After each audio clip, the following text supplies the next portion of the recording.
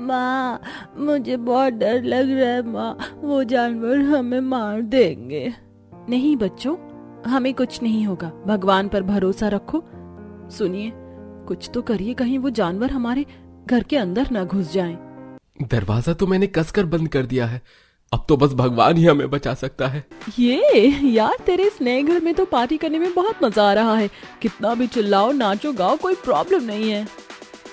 तभी तो मैंने इस एरिया में घर लिया है। ये एक तरफ जहां हाई सोसाइटी में रह रही पलक अपने दोस्तों के साथ पार्टी एंजॉय कर रही होती है, वहीं खेतों के बीच में बने घर में जानवरों के डर से छुपा परिवार क्या इन खतरनाक जानवरों से खुद को बचा पाएगा? और आखिरकार इस गरीब परिवार की ऐसी क्या मजबूरी रही थी जो इन्हें इस तरह यूं खेतों के बीच में रहना पड़ रहा था?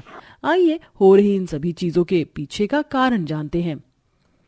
अब मैं आप लोगों के साथ इस घर में और नहीं रह सकती। मुझे बंटवारा चाहिए। ना मैं अपनी मर्जी से कहीं आ जा सकती हूँ, ना दोस्तों के साथ पार्टी कर सकती हूँ। अरे मैं आजाद इंसान हूँ, कोई कैदी थोड़ी ना हूँ। पलक बिल्कुल ठीक कह रही है, आखिरकार वो कब तक अपनी खुशियों को मारती आएगी?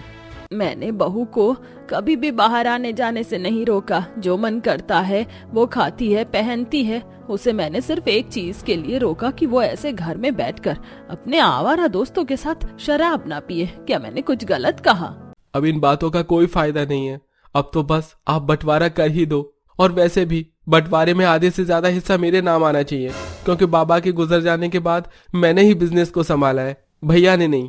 ठीक है, तुझे बंटवारा चाहिए ना, तो मैं अभी इस घर का बंटवारा कर देती हूँ। कल्पना अपने दोनों बेटों के बीच में बंटवारा कर देती है। प्रॉपर्टी का आधे से ज्यादा हिस्सा छोटे बेटे मयंक के हिस्से आता है और थोड़ा बहुत खेत का हिस्सा घर के बड़े बेटे दिनेश के हिस्से में आता है। बंटवारे के बाद कल्पना अपनी बड़ी बहू, बेटे और पोता पोती के साथ अपने खेतों के बीच में बने घर में रहने के लिए चली जाती है। वहीं दूसरी तरफ घर की छोटी बहू पलक अपने पति के साथ बंटवारे में मिले घर को बेचकर एक हाई सोसाइटी एरिया में शिफ्ट हो जाती है।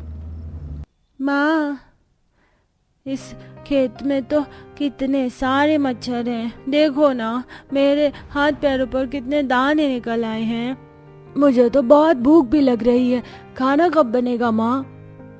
चूल्हे पर खाना बनने में थोड़ा समय लगता है। जब तक तुम दोनों जाकर थोड़ी देर खेल लो, मैं खाना तैयार कर देती हूँ।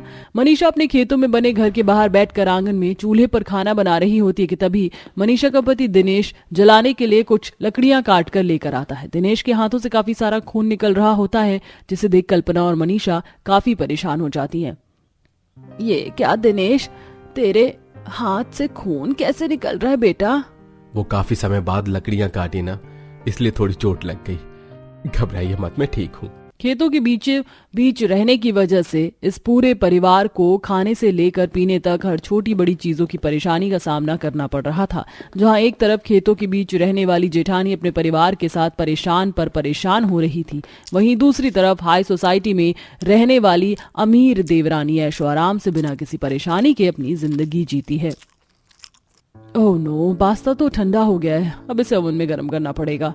पलक अपने हाई फाई वाले किचन में जाती है और एक बड़े से ओवन में अपना पास्ता गर्म करने लगती है।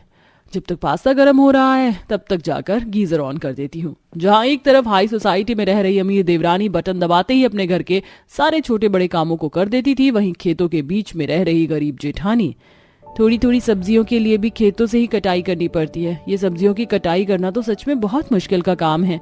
मनीषा अपने घर के पास बने खेतों में से दराती की मदद से सब्जियां काट रही होती है कि तभी गलती से मनीषा दराती अपने हाथ पर मार लेती है और मनीषा के हाथ से खून टपकने लगता है।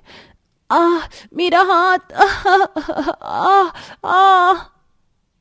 दर्द के मारे मनीषा करहा रही होती है कि तभी अचानक मनीषा के हाथ पर एक छोटा सा सांप का बच्चा गिर जाता है, जिसे देख मनीषा जोर जोर से चिल्लाने लगती है।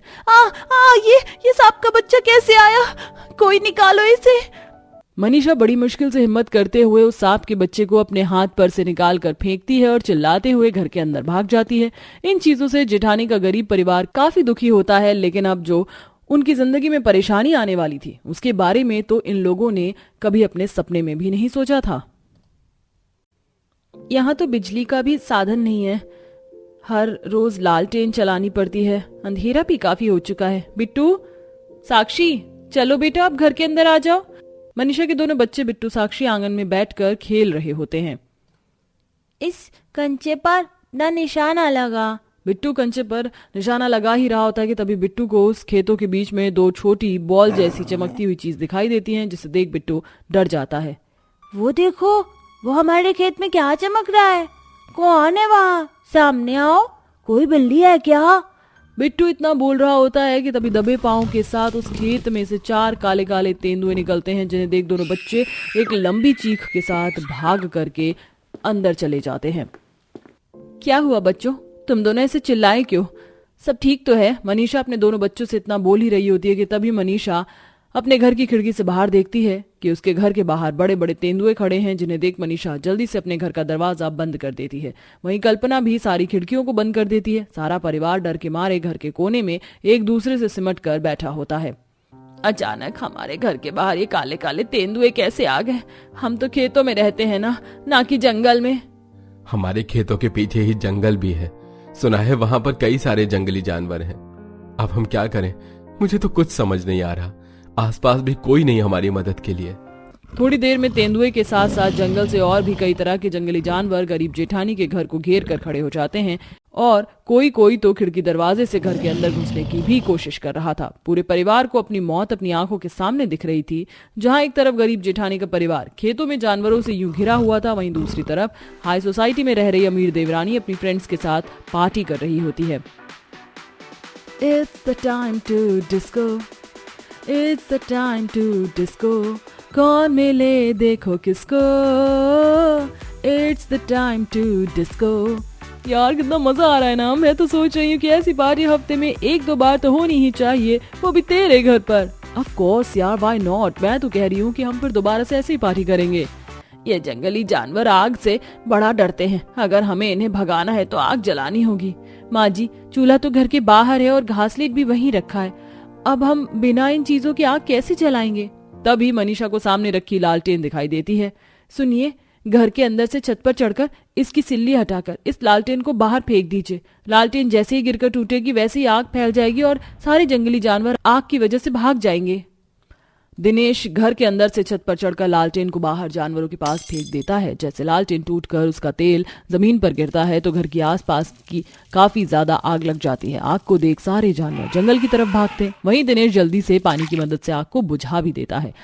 आज के लिए इस परिवार के सर से मौत का साया उठ जाता है, लेकिन आने वाले दिनों में आए दिन इस परिवार को ऐसा ही सामना करना पड़ता है। ऐसे ही कुछ समय गुजर जाता है। मनीषा अपने घर के आसपास आग जलाकर रख देती है, जिसके चलते एक शेर मनीषा के घर आने की बजाय मनीषा के घर से थोड़ी दूर पर ही बने हाई सोसाइटी वाले एरिया में चला जाता है। शेर को देख सभी लोग इधर उधर भागने लगते हैं।